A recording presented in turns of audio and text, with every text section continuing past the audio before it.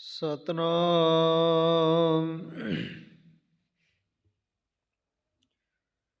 ਸ੍ਰੀ ਵਾਹਿਗੁਰੂ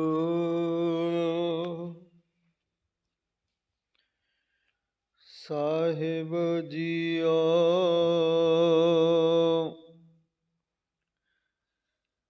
ਗਿਆਨ ਧਿਆਨ ਕਿਛ ਕਰਮ ਨ ਜਾਣਾ, ਸਾਰ ਨ ਜਾਣਾ ਤੇਰੀ। ਸਭ ਤੇ ਵੱਡਾ ਸਤਿਗੁਰ ਨਾਨਕ, ਜਿਨ ਕਲ ਰਾਖੀ ਮੇਰੀ।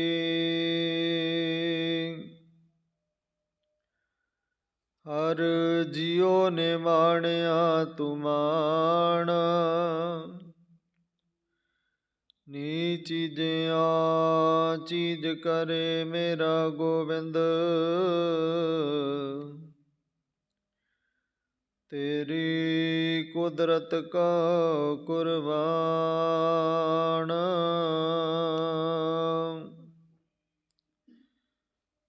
ਹਉ ਆਇਆ ਦੂਰੋਂ ਚਲ ਕੈ, ਮੈਂ ਤੱਕੀ ਤਉ ਸਰਣਾਏ ਜੀਓ। ਮੈਂ ਆਸਾ ਰੱਖੀ ਚਿਤ ਮੈਂ, ਮੇਰਾ ਸਭੋ ਦੁਖ ਗਵਾਏ ਜੀਓ। ਕਿਰਪਾ ਕਰੋ ਦੀਨ ਕੇ ਦਾਤੇ, ਮੇਰਾ ਗੁਣ ਅਵਗੁਣ ਨਾ ਵਿਚਾਰੋ ਕੋਈ।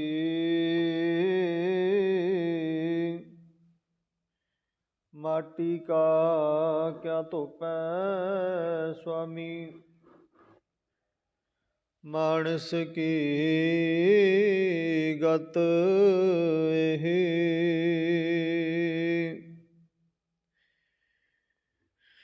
ਸੱਜਣ ਸੱਚਾ ਪਾਤਸ਼ਾਹ, ਸਿਰ ਸਾਹਦੈ ਸਾਹੂ।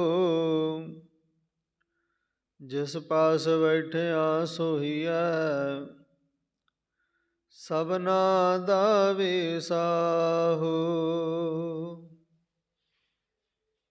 ਸਤਨਾਮ ਸ੍ਰੀ ਵਾਹਿਗੁਰੂ ਜੀ। ਗੂਜਰੀ ਅੰਤ ਕਾਲ ਜੋ ਲਛਮੀ ਸਿਮਰੈ, ਐਸੀ ਚਿੰਤਾ ਮੈਂ ਜੇ ਮਰੈ। ਸਰਪ ਜੋਨ ਵਲ ਵਲ ਉਤਰੈ, ਅੰਤ ਕਾਲ ਜੋ ਲਛਮੀ ਸਿਮਰੈ, ਐਸੀ ਚਿੰਤਾ ਮੈਂ ਜੇ ਮਰੈ। ਸਰਪ ਜੋਨ ਵਲ ਵਲ ਉਤਰੈ,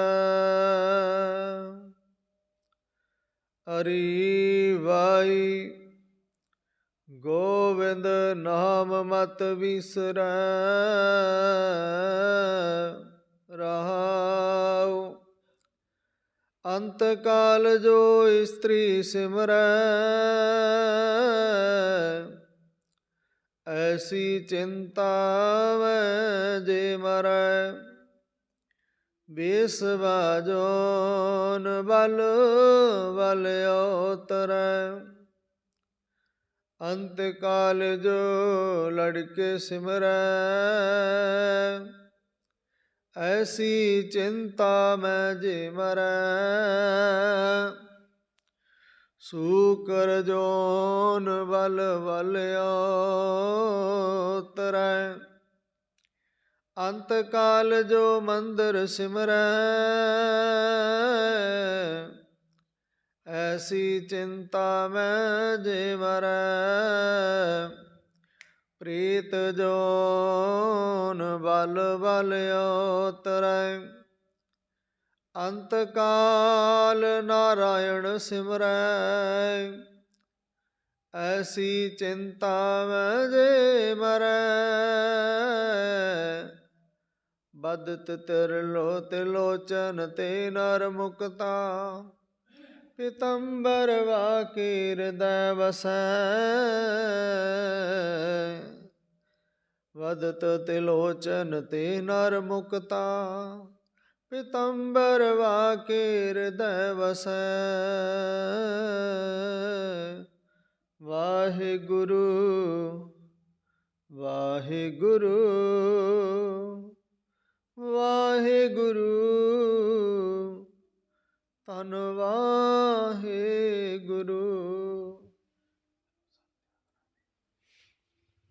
ਵਾਹਿਗੁਰੂ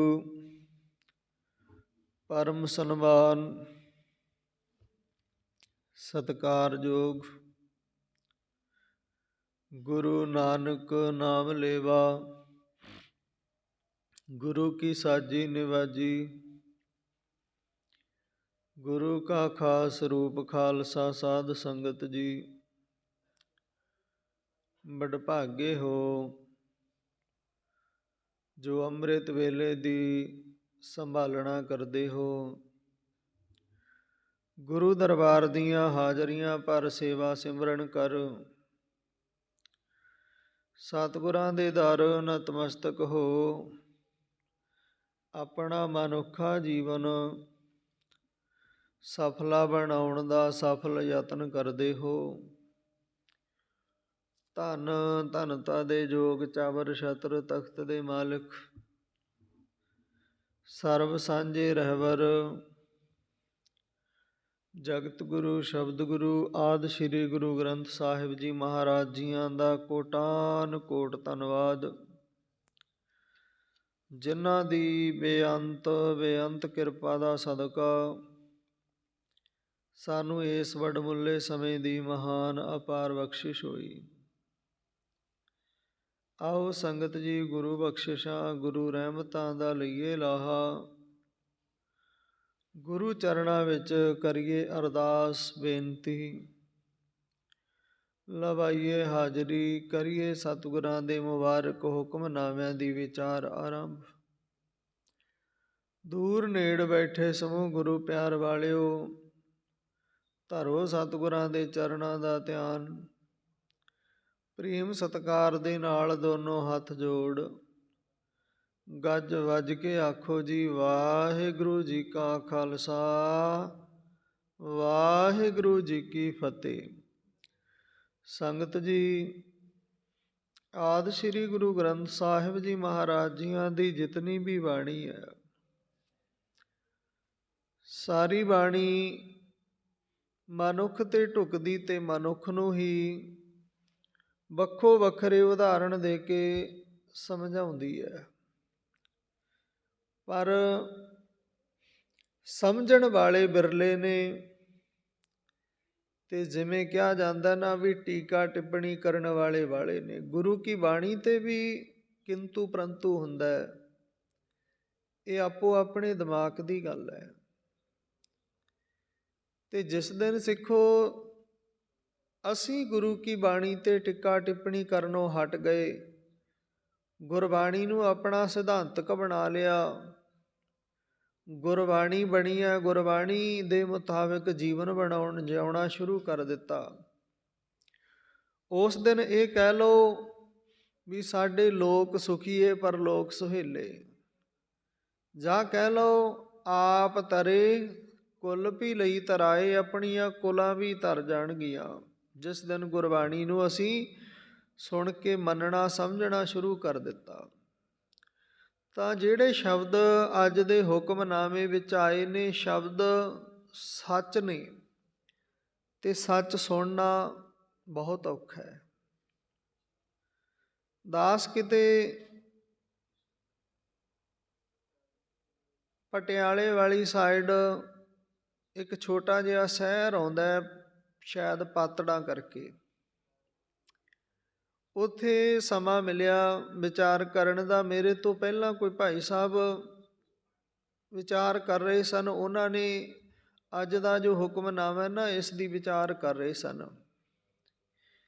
ਤੇ ਕੁਝ ਕੁ ਬਾਹਰ ਗੁਰਮੁਖ ਜਨ ਲੱਗਦੇ ਸਨ ਦੇਖਣ ਦੇ ਵਿੱਚ, ਚੰਗੇ ਦਾੜੇ ਪ੍ਰਕਾਸ਼, ਤੇ ਪਰ ਉਹਨਾਂ ਨੂੰ ਇਹ ਗੱਲਾਂ ਜੱਚ ਨਹੀਂ ਸੀ ਰਹੀਆਂ, ਕਿਉਂ ਜਿਹੜੀ ਮੇਰੇ ਵਿੱਚ ਕਮੀ ਆ ਉਹ ਮੈਨੂੰ ਜਚੇਗੀ ਨਹੀਂ, ਮੈਂ ਉਸ ਦੇ ਉਲਟ ਭੁਗਤਾਂਗਾ।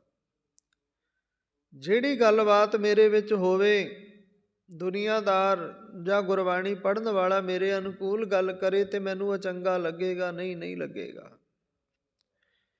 ਤਾਂ ਵਿਚਾਰ ਇਹੀ ਹੋਈ ਵੀ ਅੰਤ ਕਾਲ ਜੋ ਲక్ష్ਮੀ ਸਿਮਰੈ, ਕਹਿੰਦਾ ਨਾਲੇ ਲక్ష్ਮੀ ਸਿਮਰੈ ਦੀ ਗੱਲ ਕਰ ਰਿਹਾ, ਨਾਲੇ ਬਾਜੇ ਮੂਹਰੇ ਢੇਰ ਲਵਾ ਰੱਖਿਆ। ਇਹ ਸੰਗਤ ਨੇ ਪ੍ਰੇਮ ਸਤਿਕਾਰ ਗੁਰਬਾਣੀ ਦਾ ਕਰਦਿਆਂ ਦਿੱਤਾ ਤੁਹਾਨੂੰ, ਦਸਵੰਧ ਕੱਢਿਆ, ਮਾਣ ਸਤਿਕਾਰ ਕੀਤਾ, ਕਿਸੇ ਤੋਂ ਖੋਇਆ ਤੇ ਨਹੀਂ। ਦੂਜੀ ਗੱਲ, ਇਹ ਸੰਸਾਰ ਜੀਵਨ ਜਿਉਂਦਿਆਂ ਇਸ ਧਨ ਦੀ ਮਾਇਆ ਦੀ ਲੋੜ ਹੈ। ਹਾਂ, ਇੱਕ ਮਾਇਆ ਕਰਦਿਆਂ ਹੀ ਮਰ ਜਾਣਾ, ਉਹਦੇ ਬਾਬਤ ਭਗਤਾਂ ਨੇ ਚਾਨਣ ਪਾਇਆ। ਭਗਤ ਤ੍ਰਿਲੋਚਨ ਜੀਆਂ ਦੇ ਬੋਲ ਨੇ 526 ਅੰਗ ਤੇ। ਆਪ ਜੀ ਖੁਦ ਗੁਰਬਾਣੀ ਸਰਚਰ ਮੋਬਾਈਲ ਤੇ ਇਹਨਾਂ ਸ਼ਬਦਾਂ ਦੀ ਵਿਚਾਰ ਨੂੰ ਪੜ੍ਹ ਸਕਦੇ ਹੋ। 526 ਅੰਗ ਯਾਨੀ 24-25 ਅੰਗ ਤੇ ਭਗਤਾਂ ਕੀ ਬਾਣੀ ਦੇ ਪਦੇ ਸ਼ੁਰੂ ਹੋ ਜਾਂਦੇ ਨੇ। ਤਾਂ ਇਹ ਪਦਾ ਹੈ ਜੋ ਭਗਤ ਤ੍ਰਿਲੋਚਨ ਜੀਆਂ ਦਾ ਹੈ, ਤੇ ਇਹ ਦੂਸਰਾ ਪਦਾ ਹੈ ਭਗਤ ਜੀ ਦੇ ਦੋ ਇਸ ਦੇ ਵਿੱਚ ਪਦੇ ਨੇ। ਗੁਜਰੀ ਰਾਗ ਹੈ, ਗੁਜਰੀ ਰਾਗ ਦੇ ਵਿੱਚ ਭਗਤਾਂ ਕੇ ਪਦੇ ਬਾਣੀ ਆਉਂਦੀ ਹੈ। ਤੇ ਇਹਨਾਂ ਪਦਿਆਂ ਦੇ ਵਿੱਚ ਇੱਕ ਜੈਦੇਵ ਜੀ ਦਾ ਪਦਾ ਹੈ, ਜਿਹਨੂੰ ਪੜ੍ਹਨ ਵਿੱਚ ਥੋੜ੍ਹੀ ਕਠਿਨਾਈ ਆਉਂਦੀ ਹੈ, ਔਖਾ ਹੈ। ਮੇਰਾ ਮੰਨਣਾ ਤੇ ਇਹ ਹੈ, ਸੰਥਿਆ ਤੋਂ ਬਿਨਾਂ ਉਹ ਪਦਾ ਪੜ੍ਹਨਾ ਹੀ ਬੜਾ ਔਖਾ ਹੈ। ਜੇਕਰ ਨੇਮ ਅਨੁਸਾਰ ਬਾਣੀ ਨਾ ਪੜ੍ਹੀ ਜਾਏ ਤੇ ਵਿੱਚ ਉਹ ਪਦਾ ਵੀ ਵਿਸਰ ਜਾਂਦਾ ਹੈ। ਬਹੁਤਿਆਂ ਨੂੰ ਇਹ ਜੈਦੇਵ ਜੀ ਦਾ ਪਦਾ ਨਹੀਂ ਆਉਂਦਾ, ਔਖਾ ਲੱਗਦਾ ਹੈ। ਕਿਉਂ? ਲਗਾ ਮਾਤਰਾ ਹੀ ਇੰਨੀਆਂ ਲੱਗੀਆਂ ਹੋਈਆਂ ਨੇ, ਉਸ ਨੂੰ ਬੋਲਣਾ ਹੀ ਔਖਾ ਹੈ, ਸ਼ਬਦਾਂ ਦਾ ਸਾਰ ਬਣਾਉਣਾ ਹੀ ਔਖਾ ਹੈ।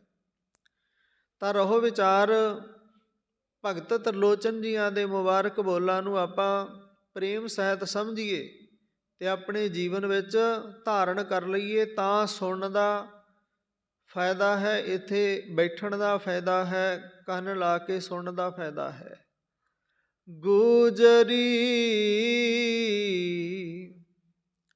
ਗੁਜਰੀ ਦੇ ਵਿੱਚ ਰਾਗ ਹੈ, ਗੁਜਰੀ, ਇਹਦੇ ਵਿੱਚ ਬਾਣੀ ਕਿਹਦੀ ਹੈ?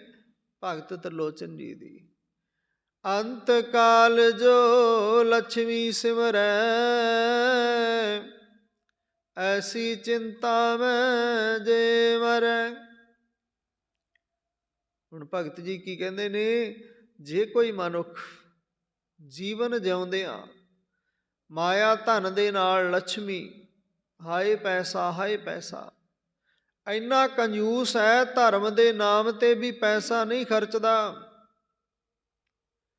ਇੰਨਾ ਕੰਜੂਸ ਹੈ, ਭੁੱਖਾ ਰਹਿ ਸਕਦਾ ਪਰ ਪੈਸਾ ਲਾ ਕੇ ਭੋਜਨ ਵੀ ਨਹੀਂ ਛਕਦਾ। ਇਹ ਗੱਲ ਉਹਨਾਂ ਦੀ ਹੈ ਜਿਨ੍ਹਾਂ ਨੂੰ ਸਿਰਫ ਪੈਸੇ ਨਾਲ ਹੀ ਪ੍ਰੇਮ ਹੈ। ਇੱਕ ਤੇ ਉਹ ਮਨੁੱਖ ਜੋ ਅੱਜ ਦਾ ਜੀਵਨ ਜਿਉ ਰਿਹਾ, ਉਹਦੇ ਵਿੱਚ ਵੀ ਸੱਪ ਜੋਨ ਹੀ ਭੋਗ ਰਿਹਾ, ਤੇ ਦੂਸਰਾ ਸਤਿਗੁਰੂ ਜੀ ਕਹਿੰਦੇ ਇੱਕ ਦਿਨ ਜੀਵਨ ਦਾ ਅੰਤ ਤੇ ਹੋਣਾ ਹੀ ਹੈ। ਜੇ ਮਰਨ ਸਮੇਂ ਵੀ ਪਰਮਾਤਮਾ ਚੇਤੇ ਨਾ ਆਇਆ, ਹਾਏ ਪੈਸਾ, ਇੱਥੇ ਪੈਸਾ ਉੱਥੇ ਪੈਸਾ, ਤਾਂ ਆਉਣ ਵਾਲਾ ਜੀਵਨ ਹੈ ਜਿਹੜਾ ਸੱਪ ਦਾ ਹੋਵੇਗਾ। ਅੰਤ ਕਾਲ ਜੋ ਲక్ష్ਮੀ ਸਿਮਰੈ, ਐਸੀ ਚਿੰਤਾ ਮੈਂ ਜੇ ਮਰੈ। ਜੇ ਪੈਸੇ ਦੀ ਚਿੰਤਾ ਵਿੱਚ ਮਰ ਗਿਆ ਤਾਂ ਸੰਗਤ ਜੀ ਕਹਿੰਦੇ ਸਰਪ ਜੋਨ ਬਲ ਉਤਰੈ, ਫਿਰ ਵਾਰ ਮੁੜ ਸੱਪ ਦੀ ਜੂਨੇ ਪੈਣਾ ਪਏਗਾ। ਜਿਹੜਾ ਪੈਸਿਆਂ ਦਾ ਢੇਰ ਲਾਇਆ ਨਾ, ਉਹ ਪੈਸਿਆਂ ਦੇ ਢੇਰ ਦੀ ਰਖਵਾਲੀ, ਤੇ ਆਪਾਂ ਅਕਸਰ ਇਹ ਸੁਣਦੇ ਆ ਰਹੇ ਹਾਂ ਵੀ ਜਿੱਥੇ ਧਨ ਹੋਵੇਗਾ ਉੱਥੇ ਨਾਗ ਸੱਪ ਰਹਿੰਦੇ ਨੇ। ਤੇ ਦਾਸ ਨੇ ਆਪਣੀ ਅੱਖੀਂ ਵੀ ਦੇਖਿਆ, ਇਹਨਾਂ ਕੁਲਾਂ ਦੇ ਕੋਲ ਇੱਕ ਜਾਬਤੇ ਵਾਲਾ ਪਿੰਡ ਹੈ ਖੇੜਾ। ਉੱਥੇ ਇੱਕ ਪੁਰਾਣੀ ਥੇ ਸੀ, ਬਹੁਤ ਵੱਡੀ ਥੇ ਸੀ। ਉੱਥੇ ਬਹੁਤ ਵੱਡਾ ਨਾਗ ਥੇ ਦੇ ਜਮਾ ਸਿਖਰ ਰਿਹਾ ਕਰਦਾ। ਬਹੁਤ ਸਾਰੇ ਸੰਤਾਂ ਮਹਾਤਮਾ ਮਹਾਂਪੁਰਸ਼ਾਂ ਨੂੰ ਬੁਲਾਉਂਦੇ ਲੋਕ, ਤਕੜੇ ਤੋਂ ਤਕੜੇ ਜੋਗੀਆਂ ਨੂੰ ਬੁਲਾਉਂਦੇ ਵੀ ਇਸ ਸੱਪ ਨੂੰ ਪਕੜਿਆ ਜਾਏ। ਪਰ ਉਹ ਸੱਪ ਪਕੜ ਵਿੱਚ ਨਹੀਂ ਸੀ ਆਉਂਦਾ।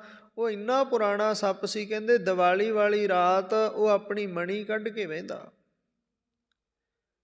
ਸਾਰੀ ਰਾਤ ਦੇਖਣ ਵਾਲੇ ਕਰੜੇ ਦਿਲ ਕਰਕੇ ਵੇਖਦੇ ਵੀ, ਤੇ ਕਈ ਡਰਨ ਵਾਲੇ ਅੰਦਰ ਵੀ ਬੜੇ ਰਹਿੰਦੇ ਵੀ ਇੱਧਰਲੇ ਪਾਸੇ ਤੇ ਅੱਜ ਜਾਏ ਹੀ ਨਾ।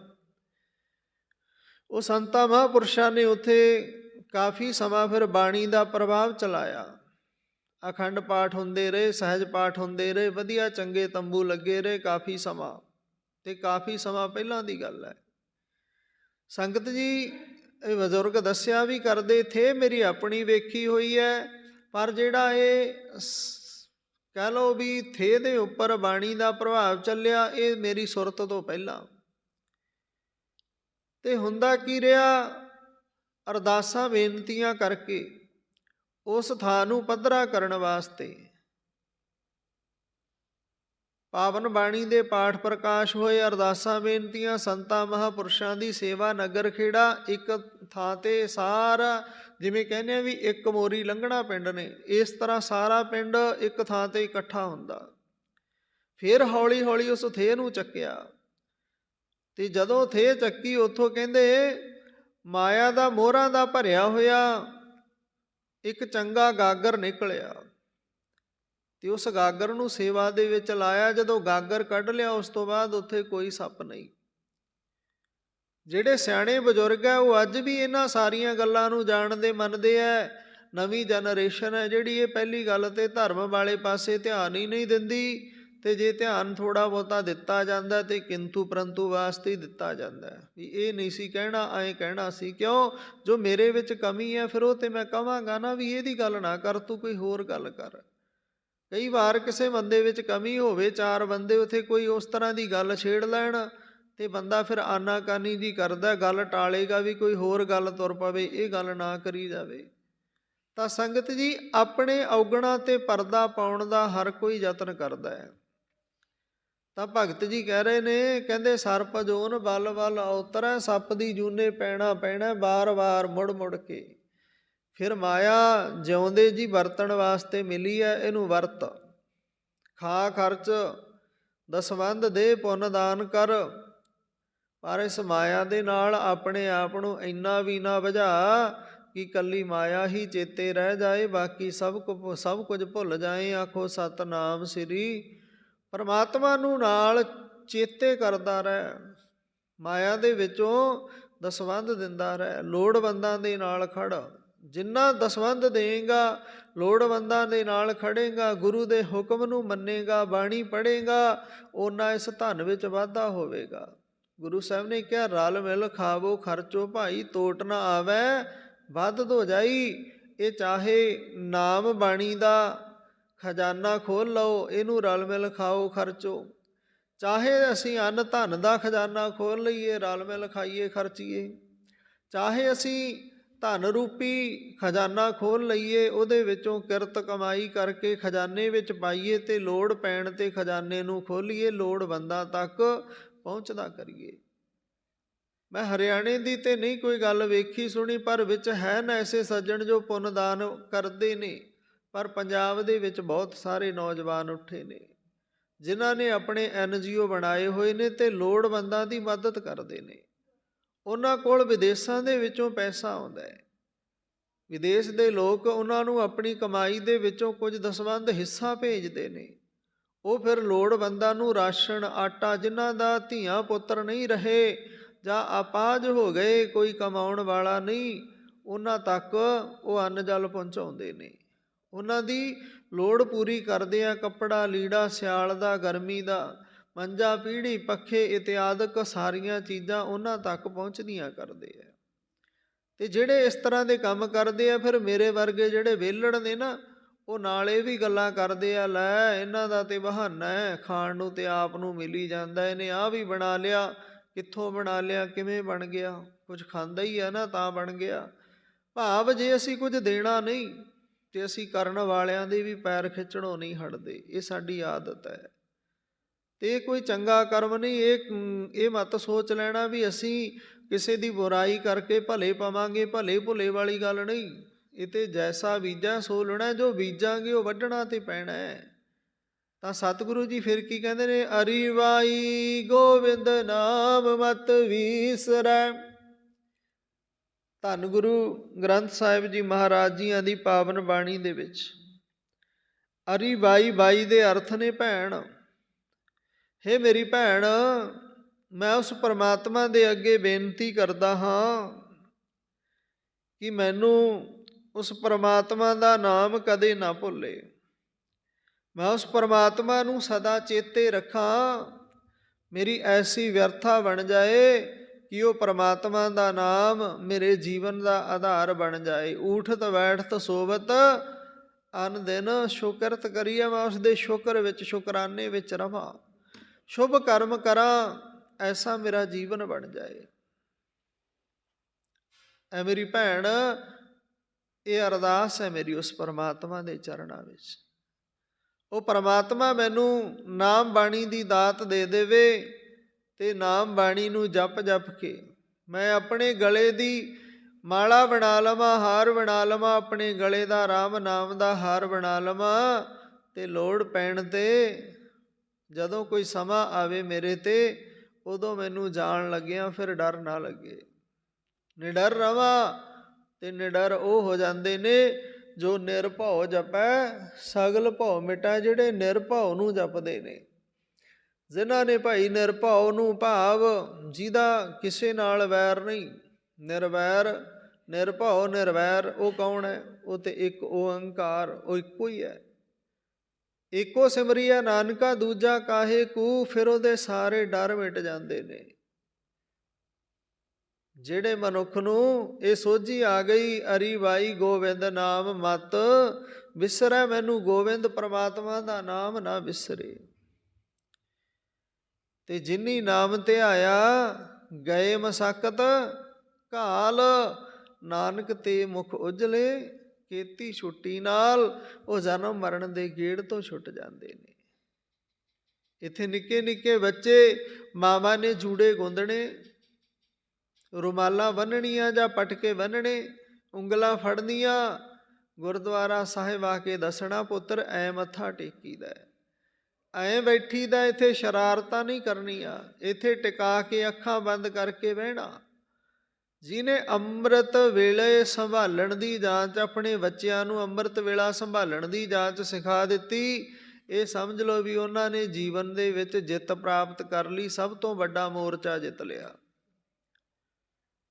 ਸੰਗਤ ਜੀ, ਬੱਚੇ ਸਭ ਨੂੰ ਪਿਆਰੇ ਹੁੰਦੇ ਹੈ, ਪਰ ਬੱਚਿਆਂ ਦੇ ਨਾਲ ਲਾਡ ਹੈ ਜਿਹੜਾ ਖਾਣ ਪੀਣ ਪਹਿਨਣ ਦਾ।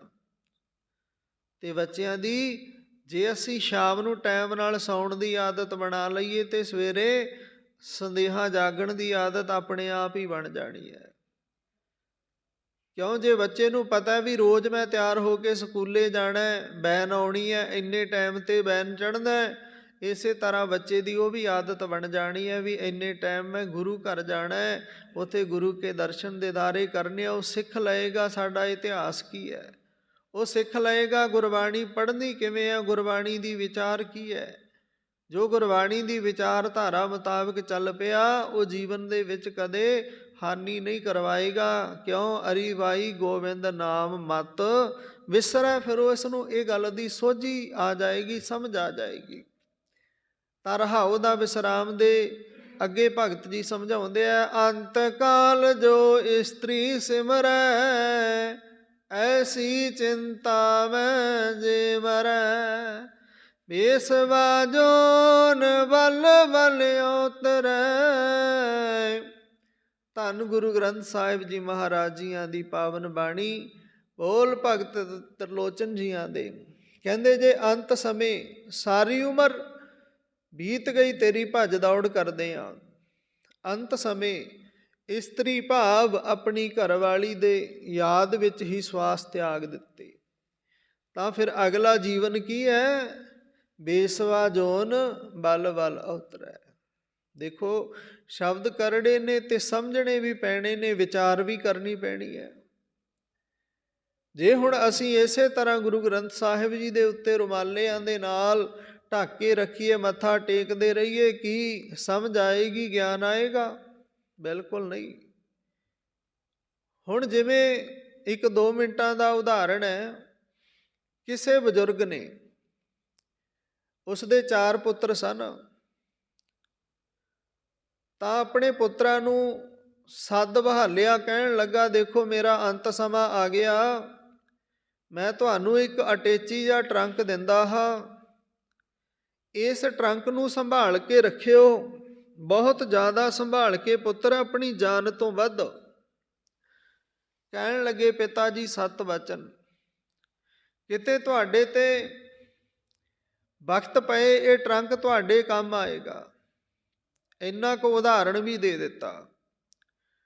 ਹੁਣ ਉਸ ਬਜ਼ੁਰਗ ਦਾ ਸਮਾਂ ਪੂਰਾ ਹੋਇਆ, ਅੱਖਾਂ ਮੀਚ ਗਿਆ, ਸਵਰਗ ਸਿਧਾਰ ਗਿਆ ਕਹਿ ਲਓ। ਸਮਾਂ ਬੀਤਦਾ ਗਿਆ, ਰੋਜ਼ ਪੁੱਤਰ ਉਸ ਨੂੰ ਚੰਗੇ ਤੋਂ ਚੰਗੇ ਕੱਪੜੇ ਨਾਲ ਢੱਕ ਕੇ ਰੱਖਿਆ ਕਰਨ। ਇਹ ਸਾਡੇ ਬਜ਼ੁਰਗ ਦੀ ਨਿਸ਼ਾਨੀ ਹੈ।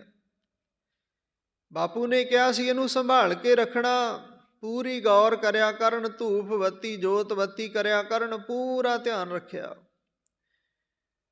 ਇੱਕ ਦਿਨ ਐਸਾ ਆਇਆ, ਉਹਨਾਂ ਦੇ ਘਰ ਅੱਤ ਦੀ ਗਰੀਬੀ ਆ ਗਈ, ਕੋਈ ਰਾਹ ਨਾ ਲੱਭੇ, ਸਾਰੇ ਰਸਤੇ ਬੰਦ ਹੋ ਜਾਂਦੇ ਨੇ ਜਦੋਂ ਕਿਸੇ ਦਾ ਮਾੜਾ ਸਮਾਂ ਆ ਜਾਏ ਨਾ। ਗੁਰੂ ਸਾਹਿਬ ਨੇ ਗੁਰਬਾਣੀ ਵਿੱਚ ਲਿਖ ਦਿੱਤਾ, ਕਹਿੰਦੇ ਨਾਜ਼ਰ ਉਪੱਠੀ ਜੇ ਕਰੇ ਸੁਲਤਾਨਾ ਘਾਹੋ ਕਰਾਇੰਦਾ। ਜੇ ਗੁਰੂ ਦੀ ਨਿਗਾਹ ਵਿੱਚੋਂ ਨਿਕਲ ਗਿਆ ਨਾ, ਤੇ ਫਿਰ ਸੁਲਤਾਨਾ ਵੱਡੇ ਵੱਡੇ ਰਾਜੇ ਵੀ ਘਾਹ ਖੋਤਣ ਲਾ ਦਿੰਦਾ। ਤੇ ਫਿਰ ਇੱਥੇ ਵਸ ਨਹੀਂ, ਜੇ ਉਹਨਾਂ ਦਾ ਵੱਢਿਆ ਹੋਇਆ ਘਾਹ ਵੀ ਨਹੀਂ ਖਰੀਦਦਾ,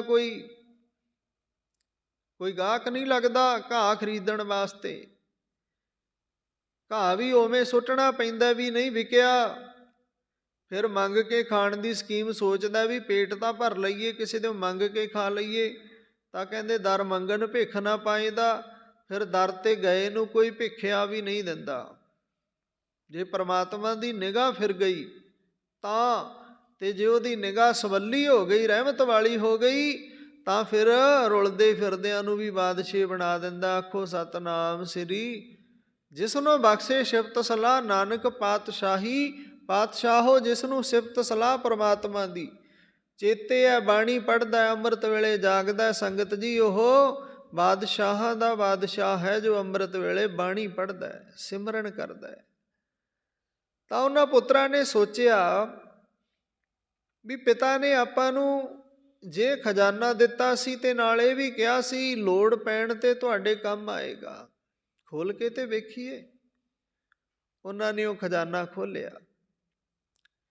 ਖਜ਼ਾਨਾ ਖੋਲ੍ਹ ਕੇ ਜਦੋਂ ਖਜ਼ਾਨੇ ਦੀ ਵਰਤੋਂ ਕੀਤੀ ਤੇ ਘਰ ਦੀ ਗਰੀਬੀ ਜਾਂਦੀ ਰਹੀ। ਅੱਤ ਦੀ ਸਿਆਣਪ ਉਹਨਾਂ ਦੇ ਘਰ ਵਿੱਚ ਆ ਗਈ ਤੇ ਉਸ ਖਜ਼ਾਨੇ ਦੇ ਵਿੱਚੋਂ ਕੀ ਨਿਕਲਿਆ? ਗਿਆਨ। ਜੇ ਹੁਣ ਉਹ ਰੁਮਾਲਾਂ ਦੇ ਨਾਲ ਢੱਕਿਆ ਰਹਿਣ ਦਿੰਦੇ ਤਾਂ ਕੀ ਪਤਾ ਲੱਗਣਾ ਸੀ ਕੀ ਹੈ। ਤੇ ਇਸੇ ਤਰ੍ਹਾਂ ਸਿੱਖੋ, ਸਾਨੂੰ ਗੁਰੂ ਨਾਨਕ ਦੇਵ ਜੀ ਨੇ, ਸਾਡੇ ਬਜ਼ੁਰਗਾਂ ਨੇ ਸਾਨੂੰ ਇਹ ਆਦਿ ਸ਼੍ਰੀ ਗੁਰੂ ਗ੍ਰੰਥ ਸਾਹਿਬ ਜੀ ਗਿਆਨ ਦਾ ਸਾਗਰ ਦੇ ਦਿੱਤਾ। ਜੇ ਹੁਣ ਅਸੀਂ ਗੁਰੂ ਸਾਹਿਬ ਦੇ ਧੀਆਂ ਪੁੱਤਰ ਹਾਂ, ਇਸ ਨੂੰ ਢੱਕਿਆ ਰਹਿਣ ਦਈਏ, ਨਾ ਪੜ੍ਹੀਏ, ਨਾ ਵਿਚਾਰੀਏ, ਨਾ ਸੁਣੀਏ, ਨਾ ਸਮਝੀਏ, ਤਾਂ ਕੀ ਪਤਾ ਲੱਗੇਗਾ ਇਹ ਖਜ਼ਾਨੇ ਵਿੱਚ ਕੀ ਕੁਝ ਗੁਰੂ ਸਾਹਿਬ ਨੇ ਦਿੱਤਾ ਹੈ। ਇਹ ਆਤਮਿਕਤਾ ਦਾ ਖਜ਼ਾਨਾ ਹੈ, ਸੋਝੀ ਗਿਆਨ ਦਾ ਖਜ਼ਾਨਾ ਹੈ। ਜਿਹਨੇ ਤੇ ਇਸ ਖਜ਼ਾਨੇ ਨੂੰ ਖੋਲ੍ਹ ਲਿਆ, ਪਿਉ ਦਾਦੇ ਕਾ ਖੋਲ ਡਿਠਾ ਖਜ਼ਾਨਾ, ਤਾਂ ਮੇਰਾ ਮਨ ਭਇਆ ਨਿਧਾਨਾ। ਇਹ ਪਿਓ ਦਾਦੇ ਦਾ ਖਜ਼ਾਨਾ ਖੋਲ੍ਹਣ ਵਾਸਤੇ ਹੈ। ਰਲ ਮਿਲ ਖਾਵੋ ਖਰਚੋ ਭਾਈ, ਤੋਟ ਨਾ ਆਵੈ ਵੱਧ ਦੋ ਜਾਈ। ਤੇ ਪਰ ਜੇ ਇਸ ਨੂੰ ਕੱਲੀਆਂ ਪਰਿਕਰਮਾ ਹੀ ਇੱਧਰੋਂ ਹੋ ਕੇ ਮੱਥਾ ਟੇਕਿਆ, ਇੱਧਰੋਂ ਟੇਕਿਆ, ਇੱਧਰੋਂ ਟੇਕਿਆ, ਤੇ ਜੀਵਨ ਵਿੱਚ ਬਦਲਾਵ ਰੱਤਾ ਭਰ ਵੀ ਨਾ ਆਇਆ, ਫਿਰ ਸਤਿਗੁਰੂ ਕਹਿੰਦੇ ਜੀਵਨ ਤੇਰਾ ਅਜਾਈ ਗਿਆ। ਸੁਣੀਏ ਮੰਨੀਏ ਮਨ ਕੀਤਾ ਭਾਉ, ਪ੍ਰੇਮ ਪੈਦਾ ਹੋ ਜਾਏ ਸੁਣ ਕੇ ਮੰਨ ਕੇ।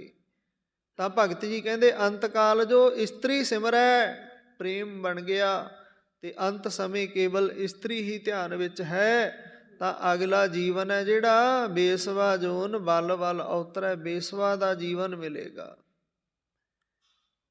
ਤਾਂ ਬੇਸਵਾ ਦਾ ਜੀਵਨ ਕੋਈ ਬਹੁਤਾ ਚੰਗਾ ਨਹੀਂ ਹੁੰਦਾ।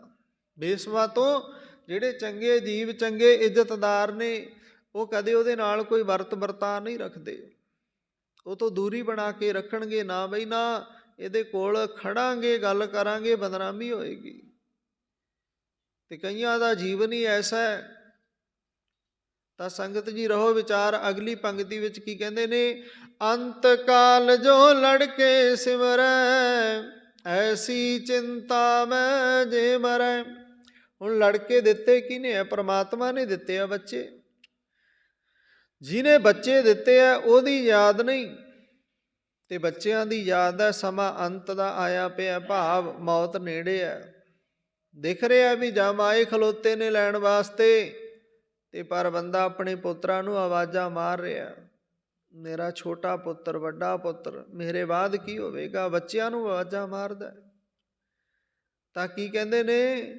ਸੂਕਰ ਜੋਨ ਬਲ ਬਲ ਉਤਰੈ। ਸੂਰ ਦੀ ਜੂਨ, ਸੂਰ ਦੇ ਕਿੰਨੇ ਬੱਚੇ ਆ? 15 ਤੋਂ 20 18 ਬੱਚੇ ਆ। ਕਰ ਲਈ ਆਪਣਾ ਚਾਅ ਪੂਰਾ। ਬੱਚਿਆਂ ਨੂੰ ਲੈ ਕੇ ਫਿਰ ਫਿਰਦਾ ਰਹੀ ਗੰਦਾਂ ਦੇ ਵਿੱਚ, ਰੂੜੀਆਂ ਦੇ ਵਿੱਚ, ਨਾਲੀਆਂ ਦੇ ਵਿੱਚ। ਇੱਕ ਜੀਵਨ ਤੇ ਅੱਜ ਤੂੰ ਸੂਰ ਦਾ ਹੰਢਾ ਰਿਹਾ ਜੇ ਕੇਵਲ ਬੱਚੇ ਬੱਚੇ ਬੱਚੇ ਬਸ। ਨਾ ਸ਼ਾਮ ਨੂੰ ਗੁਰੂ ਯਾਦ, ਨਾ ਸਵੇਰੇ ਪ੍ਰਮਾਤਮਾ ਯਾਦ, ਕੇਵਲ ਬੱਚਿਆਂ ਖਾਤਰ ਜਿਉ ਰਹੇ ਹੈ। ਤੇ ਅੱਜ ਵੀ ਜੀਵਨ ਸੂਰ ਦਾ ਹੀ ਹੈ। ਕਿਸੇ ਸਮੇਂ ਬੱਚਿਆਂ ਦੀ ਯਾਦ ਨੂੰ ਭੁਲਾ ਕੇ ਪਰਮਾਤਮਾ ਦੀ ਯਾਦ ਵਿੱਚ ਜੁੜ। ਬੱਚਿਆਂ ਨੂੰ ਵੀ ਪਰਮਾਤਮਾ ਦੀ ਯਾਦ ਵਿੱਚ ਜੋੜ, ਤਾਂ ਤੇਰਾ ਜੀਵਨ ਮਨੁੱਖਾਂ ਵਾਲਾ ਹੈ। ਤਾਂ ਸੰਗਤ ਜੀ ਕੀ ਕਹਿ ਰਹੇ ਨੇ? ਸੂਕਰ ਜੂਨ ਬਲ ਬਲ ਉਤਰੈ, ਫਿਰ ਸੂਰ ਦੀ ਜੂਨ ਪੈਣਾ ਪਏਗਾ। ਮੈਨੂੰ ਪਤਾ ਹੈ ਇਹ ਬਹੁਤ ਸਾਰਿਆਂ ਨੂੰ ਸ਼ਬਦ ਹਜਮ ਨਹੀਂ ਹੋਣਾ, ਪਰ ਕਰੀਏ ਕੀ? ਗੁਰਬਾਣੀ ਹੈ। ਗੁਰਮਤ ਦੇ ਅਨੁਸਾਰ ਗੁਰੂ ਗੋਬਿੰਦ ਸਿੰਘ ਜੀ ਮਹਾਰਾਜ ਜੀਆਂ ਦੇ ਹੁਕਮ ਨੂੰ ਮੰਨ ਕੇ ਹੁਕਮਨਾਮੇ ਦੀ ਵਿਚਾਰ ਤੇ ਕਰਨੀ ਪੈਣੀ ਹੈ। ਭਾਵੈ ਕੋਈ ਬੁਰਾ ਕਹੋ, ਭਾਵੈ ਭਲਾ ਕਹੋ, ਮੈਂ ਤੋ ਇਹੋ ਤਨ ਦਿਆ ਹੈ ਢਾਰ। ਮੈਂ ਤੇ ਤਨ ਗੁਰੂ ਨੂੰ ਸੌਂਪ ਦਿੱਤਾ। ਹੁਣ ਗੁਰੂ ਜਿਵੇਂ ਬੁਲਾਉਂਦਾ, ਜਿਵ ਜਿਵ ਹੁਕਮ ਤਿਵੈ ਤਿਵਕਾਰ। ਵੇਖੈ ਵਿਕਸੈ ਕਰ ਵਿਚਾਰ। ਮੈਂ ਤੇ ਪਹਿਲਾਂ ਕਹਿਣਾ ਮੇਰੀ ਆਪਣੀ ਤੇ ਮੇਰੇ ਆਪਣੇ ਪਰਿਵਾਰ ਵਿੱਚ ਨਾ ਸੁਣੀ ਜਾਏ। ਇਹ ਤੇ ਗੁਰੂ ਦੀ ਵਿਚਾਰ ਹੈ। ਤੇ ਗੁਰੂ ਅੱਗੇ ਅਰਦਾਸ ਇਹੀ ਹੈ, ਸਤਿਗੁਰੂ ਜੋ ਤੂੰ ਬੁਲਾਵੇਂ ਉਹ ਸੱਚ ਹੋਵੇ, ਜੋ ਤੂੰ ਬੁਲਾਵੇਂ ਉਹਦੇ ਮੁਤਾਬਿਕ ਪਹਿਲਾਂ ਆਪਣਾ ਜੀਵਨ ਹੋਵੇ। ਜੇ ਕਿਹਾ ਜਾ ਰਿਹਾ ਹੈ ਵੀ ਬੱਚਿਆਂ ਨੂੰ ਵੀ ਗੁਰਬਾਣੀ ਵਾਲੇ ਪਾਸੇ ਜੋੜ ਲਈਏ, ਤੇ ਪਹਿਲਾਂ ਕਿਰਪਾ ਸਾਡੇ ਤੇ ਕਰੀ, ਅਸੀਂ ਆਪ ਗੁਰਬਾਣੀ ਦੇ ਲੜ ਲੱਗ ਜਾਈਏ। ਅਸੀਂ ਆਪ ਉਹ ਕਰਮ ਨਾ ਕਰੀਏ ਜਿਹੜੇ ਕਰਮਾਂ ਤੋਂ ਤੂੰ ਰੋਕਦਾ। ਸੱਚੇ ਪਾਤਸ਼ਾਹ ਜਿਹੇ ਕਰਮ ਕਮਾਏ ਤਿਹਾ ਹੋਏ ਸੀ, ਜਿਹੋ ਜਿਹੇ ਕਰਮ ਕਮਾਵਾਂਗੇ ਉਹੋ ਜਿਹੇ ਭੋਗਣੇ ਤੇ ਪੈਣੇ ਹੈ। ਤੇ ਆਪ ਜੀ ਦਾ ਫੁਰਮਾਨ, ਆਪ ਨੇ 4 ਉਦਾਸੀਆਂ ਕੀਤੀਆਂ, ਦੇਸਾਂ ਵਿਦੇਸਾਂ ਦੇ ਵਿੱਚ ਜਾ ਕੇ ਜਗਤ ਨੂੰ ਜਗਾਇਆ। ਸਤਿਗੁਰ ਨਾਨਕ ਪ੍ਰਗਟਿਆ, ਮਿਟੀ ਧੁੰਦ ਜਗ ਚਾਨਣ ਹੋਆ। ਤੇ ਧੁੰਦ ਕਾਹਦੀ ਸੀ? ਪਾਪਾਂ ਦੀ। ਧੁੰਦ ਕਾਹਦੀ ਸੀ? ਅਗਿਆਨਤਾ ਦੀ। ਧੁੰਦ ਕਾਹਦੀ ਸੀ? ਗੁਨਾਹਾਂ ਦੀ। ਜ਼ਾਲਮ ਜ਼ੁਲਮ ਕਰਨੋਂ ਨਹੀਂ ਸੀ ਹਟਦੇ, ਐਸੀ ਧੁੰਦ ਸੀ। ਤੇ ਆਪ ਜੀ ਨੇ ਉਸ ਧੁੰਦ ਨੂੰ ਕਾਹਦੇ ਨਾਲ ਹਟਾਇਆ? ਗਿਆਨ ਦੇ ਦੀਪਕ ਨਾਲ। ਜੇ ਆਪ ਜੀ ਗਿਆਨ ਦਾ ਦੀਵਾ ਕੌਡੇ ਰਾਖਸ਼ ਦੇ ਕੋਲ ਨਾ ਜਗਾਉਂਦੇ, ਕਿ ਕੌਡੇ ਰਾਖਸ਼ ਦੀ ਅਗਿਆਨਤਾ ਮਿਟਣੀ ਸੀ। ਹਨੇਰੇ ਵਿੱਚ ਬਹੁਤ ਕੁਝ ਹੋ ਰਿਹਾ ਸੀ। ਹਨੇਰੇ ਵਿੱਚ ਸੱਜਣ ਠੱਗ ਵਰਗਿਆਂ ਨੇ ਇੱਕ ਇਸ ਤਰ੍ਹਾਂ ਦਾ ਦੀਪਕ ਬਣਾਇਆ ਹੋਇਆ ਸੀ, ਜਿਸ ਦੀਪਕ ਨੂੰ ਉਹਨਾਂ ਨੇ ਰਾਤ ਨੂੰ ਜਗਾਉਣਾ। ਭੇਖ ਪਹਿਰਾਵੇ ਵਿੱਚ ਸੰਤ ਹੈ, ਪਰ ਸੰਗਤ ਜੀ ਜਦੋਂ ਰਾਤ ਦਾ ਹਨੇਰਾ ਹੋਇਆ ਤੇ ਉਹ ਦੀਪਕ ਬੰਦ ਕਰਕੇ ਫਿਰ ਅਗਿਆਨਤਾ ਵਸ ਹੋ ਕਰਕੇ ਆਏ ਯਾਤਰੀਆਂ ਨੂੰ ਲੁੱਟਣਾ, ਮਾਰਨਾ, ਕਿਸੇ ਖੂਹ ਦੇ ਵਿੱਚ ਸੁੱਟ ਦੇਣਾ, ਜੀਵਨ ਖਤਮ ਕਰ ਦੇਣਾ।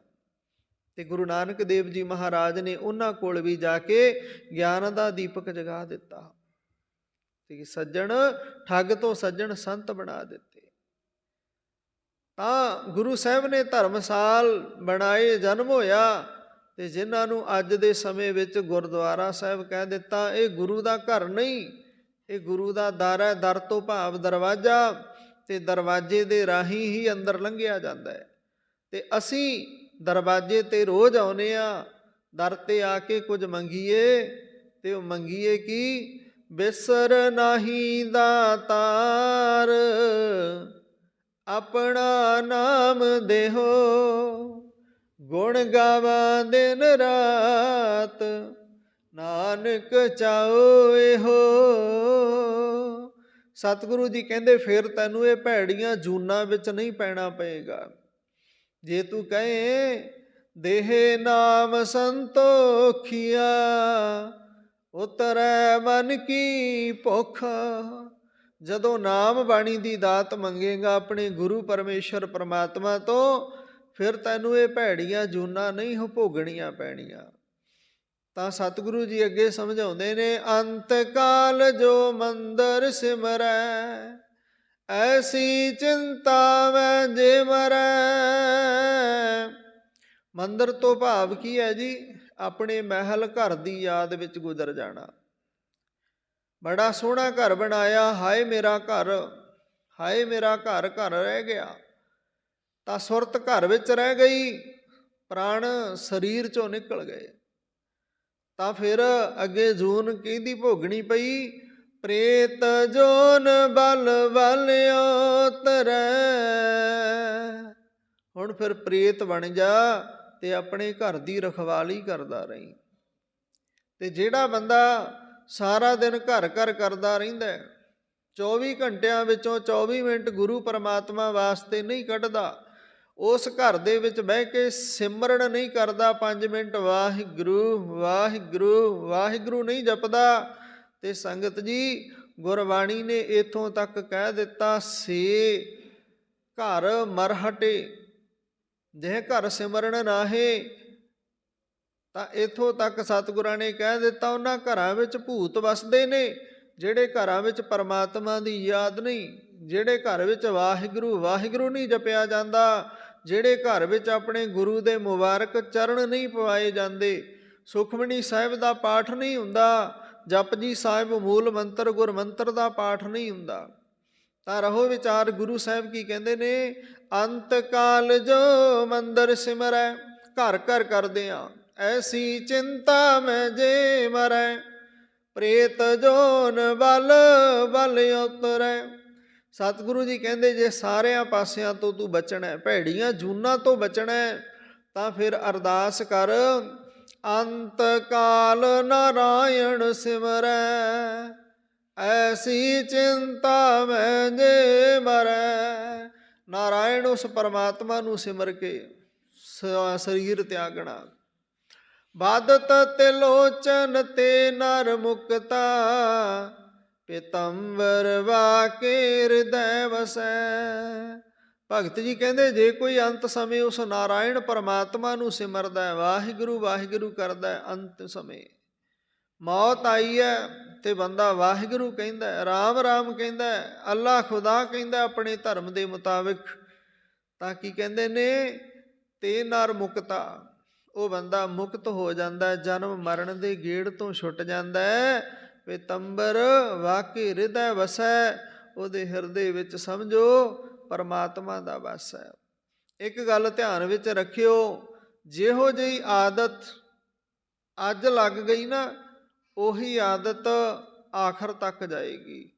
ਜੇ ਅੱਜ ਇਹ ਆਦਤ ਬਣ ਗਈ ਵੀ ਗੁਰੂ ਘਰ ਜਾਣਾ, ਬਾਣੀ ਪੜ੍ਹਨੀ ਹੈ, ਬਾਣੀ ਸੁਣਨੀ ਹੈ, ਸੇਵਾ ਕਰਨੀ ਹੈ, ਇਹੀ ਆਦਤ ਦੇਖ ਕੇ ਆਪਣੇ ਪਿੱਛੇ ਪਰਿਵਾਰ ਨੂੰ ਵੀ ਇੱਕ ਅੱਧੇ ਜੀ ਨੂੰ ਲੱਗਣ ਲੱਗੇਗਾ ਵੀ ਬਾਪੂ ਜਾਂ ਬੇਬੇ ਜਾਂ ਦਾਦਾ ਜਾਂ ਦਾਦੀ ਗੁਰਬਾਣੀ ਪੜ੍ਹਦੇ ਸੀ, ਗੁਰਬਾਣੀ ਦੀ ਵਿਚਾਰ ਸੁਣਦੇ ਸੀ, ਸੇਵਾ ਕਰਦੇ ਸੀ, ਕੋਈ ਖਾਸ ਗੱਲ ਉਹਨਾਂ ਦੇ ਨੇਮ ਦੇ ਉੱਪਰ ਅਸੀਂ ਚੱਲੀਏ।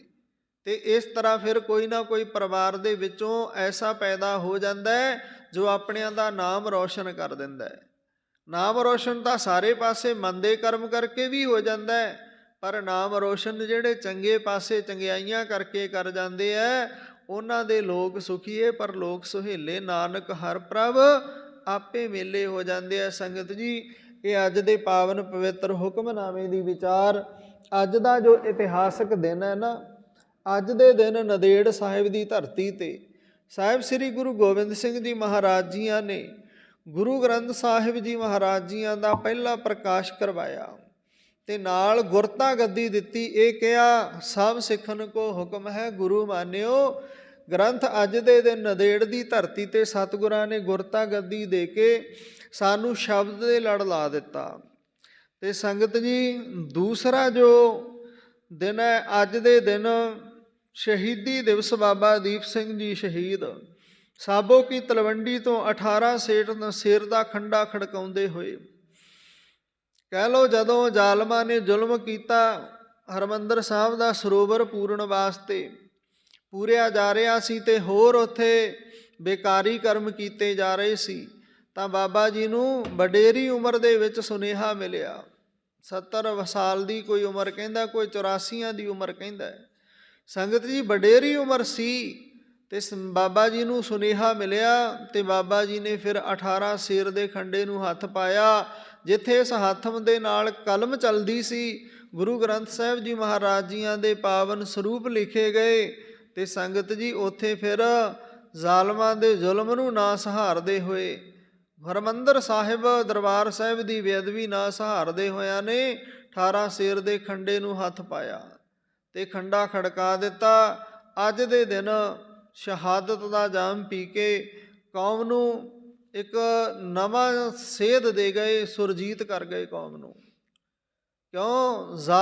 ਜ਼ੁਲਮ ਕਰਨ ਵਾਲੇ ਵੀ ਤਾਂ ਭੱਜੇ ਵੀ ਦੇਖੋ ਇਹਨਾਂ ਵਿੱਚ ਗੁਰੂ ਸਾਹਿਬ ਦਾ ਕਿੰਨੀ ਸ਼ਕਤੀ ਹੈ, ਬਿਨਾਂ ਸੀਸ ਤੋਂ ਵੀ ਇਹ ਲੜ ਲੈਂਦੇ ਨੇ।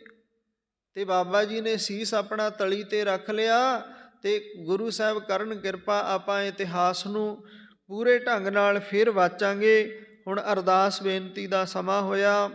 ਤੋ ਜਿੱਥੇ ਸਾਹਿਬ ਸ੍ਰੀ ਗੁਰੂ ਗ੍ਰੰਥ ਸਾਹਿਬ ਜੀ ਮਹਾਰਾਜ ਜੀ ਅੱਜ ਦੇ ਦਿਨ ਗੁਰਤਾ ਗੱਦੀ ਤੇ ਵਿਰਾਜਮਾਨ ਹੋਏ ਤੇ ਸਤਿਗੁਰੂ ਜੀ ਸਾਡੇ ਗੁਰੂ ਬਣੇ ਤੇ ਸਾਡੀਆਂ ਅਰਦਾਸਾਂ ਬੇਨਤੀਆਂ ਗੁਰੂ ਗ੍ਰੰਥ ਸਾਹਿਬ ਜੀ ਦੇ ਅੱਗੇ ਹੋਣੀਆਂ ਸ਼ੁਰੂ ਹੋਈਆਂ ਤੇ ਨਤਮਸਤਕ ਗੁਰੂ ਗੋਬਿੰਦ ਸਿੰਘ ਜੀ ਮਹਾਰਾਜ ਜੀਆਂ ਦੇ ਹੁਕਮਾਂ ਅਨੁਸਾਰ ਅਸੀਂ ਗੁਰੂ ਗ੍ਰੰਥ ਸਾਹਿਬ ਜੀ ਅੱਗੇ ਹੋਣ ਲੱਗੇ। ਤੇ ਨਾਲ ਗੁਰੂ ਸਾਹਿਬ ਨੇ ਕਿਹਾ ਸਭ ਸਿੱਖਨ ਕੋ ਹੁਕਮ ਹੈ ਗੁਰੂ ਮਾਨਿਓ। ਗ੍ਰੰਥ ਗੁਰੂ ਗ੍ਰੰਥ ਜੀ ਮਾਨਿਓ, ਪ੍ਰਗਟ ਗੁਰਾਂ ਕੀ ਦੇਹ, ਜੋ ਪ੍ਰਭ ਕੋ ਮਿਲਵੋਚ ਹੈ ਖੋਜ ਸ਼ਬਦ ਮੈਂ ਲੇਹ। ਸੰਗਤ ਜੀ, ਸ਼ਬਦ ਦੀ ਖੋਜ ਕਰਨੀ ਤੇ ਗੁਰੂ ਸਾਹਿਬ ਨੂੰ ਅੰਗ ਸੰਗ ਜਾਣਨਾ, ਆਪਣੇ ਮਨ ਦੀ ਗੱਲ ਗੁਰੂ ਗ੍ਰੰਥ ਸਾਹਿਬ ਜੀ ਅੱਗੇ ਕਰਨੀ। ਤੇ ਗੁਰੂ ਸਭ ਕੁਝ ਜਾਣਦਾ ਹੈ, ਬਿਨ ਬੋਲਿਆ ਸਭ ਕੁਛ ਜਾਣਦਾ, ਤਿਸ ਆਗੈ ਕੀਚੈ ਅਰਦਾਸ। ਆਪ ਸਭ ਸੰਗਤਾਂ ਨੂੰ ਵਧਾਈਆਂ ਸਤਿਗੁਰਾਂ ਦੇ ਗੁਰਤਾ ਗੱਦੀ ਦਿਵਸ ਦੀਆਂ। ਤੇ ਕੋਟਾਨ ਕੋਟ ਬਾਰ ਸਿਜਦਾ ਹੈ ਧੰਨ ਧੰਨ ਬਾਬਾ ਦੀਪ ਸਿੰਘ ਜੀ ਦੀ ਸ਼ਹਾਦਤ ਨੂੰ।